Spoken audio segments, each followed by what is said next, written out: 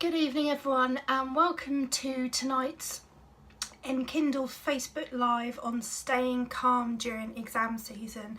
And I really just wanted to take a few moments tonight just to provide a few tips on really how to stay calm during exam season, but also how to remember that you are enough as you are, and that actually your exam results are not going to define the entire rest of your life. And I think there's a real drive sometimes that we focus so much on the grades from these exams that we forget about the person underneath. So I want to remind you of a couple of things. Done is better than perfect. Stop chasing perfect, because whenever we try to strive towards perfectionism, we are never going to get there, because every time we think we're going to get to perfect, we will move the boundaries and keep on pushing. So done is better than perfect. Stop being perfect and just be you. The second thing really is about that comparison. We know that comparison is a major thing these days. If you think about it, on Facebook that I'm on now, every 60 seconds over 500,000 comments are updated and over 310,000 statuses are updated. So there is a huge tendency on social media for us to follow people, for us to try and be like other people, and to really think that people are living these amazing lives, and really it's quite one-dimensional. A lot of the time people will just put certain things on and they don't open up about everything that's going on in their life. So I want you to think about what it is like to step back from that and actually just to value you as your own resource. What is it like to follow your own journey and decide what it is that you want to do? So what I want to take you through is 3 simple things that you can put into practice over exam season to really sort of help you take back control and own your own worth. And in fact, this isn't just necessarily about exams. You could apply these practices to anything in life. So if you've got interviews coming up or something else big in your life which is going to make you feel perhaps quite nervous, or you can feel your confidence levels going down, then these are things that you could try out. So the first thing I want to say is thoughts aren't facts. How many of us get ourselves into a state where we take some information and we build it up much bigger in our head? We get to what I call tragedy master status, where we build up this massive thing in our head of what we think is going to happen versus actually being with reality and seeing what does happen. So I want to encourage you to think about that, especially in the exams. When you're in your exam and you read that exam question and you can feel yourself starting to panic or starting to close down because you think you don't know the answer, take a moment and really just take a moment and notice what's going on in your head. What is the narrative saying? Is it quite negative? Is it, oh, I could not get this done in time? Is it, oh, I could never answer that? Oh, there's no way I could work that out. Actually, what's the reality of that? Is that your inner, what I call gremlins, saying, oh, I'm not going to be able to do it, and the self-doubt kicking in? Or actually, if you just took a few moments and recognise, actually, do you know what, I can do this, and I've done this before, and this could be, I just need to take my time with it. So I want to show you something. This is called the handbrain, and this is from a gentleman called Dan Siegel. You can look him up online. And if you imagine that this is your brain, the wrist is the spinal cord, the base of my palm is the reptile brain, our life support system, and if I bring the thumb across, this is the limbic system. This is where we regulate all of our thoughts and emotions and make our decisions.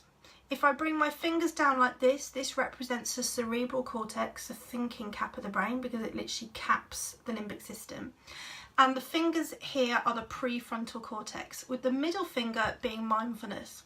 Now, what happens when we tend to panic or we get tired, our resilience goes down, is we do something called flip our lid or throw our toys out the pram. And this is where we get ourselves into that high emotive state where we can't think clearly. And what's happening is we've stopped regulating the limbic system. So we're in this high emotional state of, I can't do this, why am I even sat here, I'm going to fail, I'm never going to get to college, etc., etc. And so what we need to do is to regulate those thoughts again. And that can be just as simple as taking 2 minutes out. You can re-regulate that thinking within 2 minutes. So just imagine that, sat in that exam room, you can feel yourself going into that stressful state, just take a moment. I'm sure you've probably heard that many times before, but literally what you allow yourself to do is to slow down.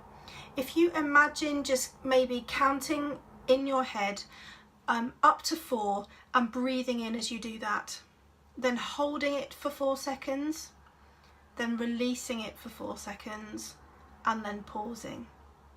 It's a breathing technique they use a lot in the military, but it's a way of calming yourself down and bringing your thoughts back to the present moment. Because as you do that, you're focusing on the breathing and nothing else. So it means then you can then look at the question again and really decide whether or not it's something you can answer or whether you want to move on and come back to it. So just take your time, take a pause. It's really important and it really will help you. Because what happens is, whilst we're all in that highly emotive state, we start, as I say, going into this tragedy master status and bigging up all the potential things that could happen. If you allow yourself to settle back down, imagine like a snow globe with all the snow going around, allow that to settle back down, and then you're much more able to make decisions from a rational point of view. So resting the mind is really important. In fact, mindfulness is one of those terms that you may have heard banded around, but it actually really can work, and it's that middle finger in that prefrontal cortex, which is mindfulness. And mindfulness literally is that. It is just taking a moment to bring yourself back to the present. And actually, when you're truly in a mindful moment, there is no judgment, there is no thinking, you are just purely connected to the moment. So this is what I'm saying: if you allow yourself to breathe and come back to the moment, you will stop judging yourself and actually just come back to you, which is really important. Another way of doing this, again, is distracting your thoughts.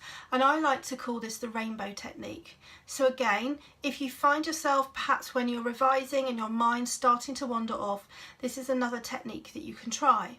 So you can either choose one of the colours of the rainbow, or perhaps even all the colours of the rainbow. But if you find yourself really consumed with negative thoughts of, I can't do this, it's too hard, I feel tired, I'm distracted, then take a moment again and allow that brain to settle. And by doing this, what you can do is look around the room where you are, or look around if you're outside, and notice things from that colour of the rainbow. Again, what you're encouraging your brain to do is to come away from that negative talk that's happening and come back to the present moment again. So it's almost like you're pressing the reset button on the negative thought and wiping them back out. So maybe you want to choose red, and you might want to think of 3 red things. In fact, do that now while you're watching this. Have a look round and look for 3 red things, or maybe 3 blue things that you can find. And you'll notice that actually that's the only thing you can focus on right now, is looking for those colours. So it's another way of just distracting yourself from being with the negative side and bringing yourself back to you. Now, of course, again, if you are revising and you're feeling that you really just can't focus, then maybe it is time to take a break. Let me ask you, how many of you charge your mobile phones up every day? I can imagine everyone, and I know I do. And I know if my mobile phone goes below 40%, I'm in a bit of a frenzy. I need to get the adapter out and I need to get that plugged in. But yet, how often do we see ourselves as a resource? How often do we make sure that we recharge? So again, what I'd like to invite you to think about today is actually when you're thinking about revising and you're preparing for those exams, or you've had some exams, what are you doing to recharge? What are you doing to maybe get outside, get some fresh air, have some exercise? Laughter is a fantastic way of just taking your mind off everything. So maybe watching some comedy or connecting up with some friends or family. But remember that you are your most important resource, not those notes. So it really is important that you take care of you. So the final tip from me tonight is call on your strength. Your exams don't define your whole life, okay? Think back to a time when you've done exams before and it's gone really well, and think about how you got through that. Channel your inner strength that sees you through all the time. You may find positive affirmations, which normally start with I am, are really useful. So think about, I can do this, I am capable, I am strong, I am clever, whatever it is that works for you. But actually, if you spend 2 minutes a day in a positive state first thing, you are more likely to feel positive for the rest of the day. And if you do that regularly, if you did that for a whole month, research suggests you will still feel happier 6 months later. Well, for 2 minutes a day, I'd be prepared to take that risk. So think about that. The other thing you can do is anchor those feelings. So really take a moment, perhaps when you're watching this or watching it again later, to think about a time when you felt really confident and really strong when you achieved something. And what I want you to do is take your index finger and your thumb and push them together. And if you do that right now, you'll notice that actually it's really strong. And that's what I want you to remember. You have the strength to do this. You have the core strength and the core belief inside to go out there and be everything you want to be. This is something you could easily do in an exam or an interview where you can just hold your hands down by your side. No one is going to know you're doing that.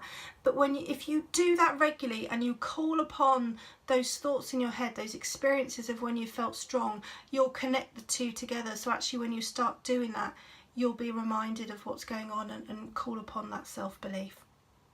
So you've got this, guys. I wish you all the very, very best of luck, but remember, you are your most important resource. It's really important to take care of you.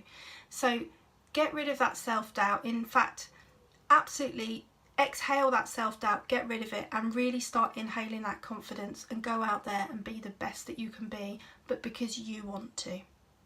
Good luck with it all. And if you found this video useful, please feel free to share it or comment. I'd love to know what you think. Have a lovely evening, everyone. Take care.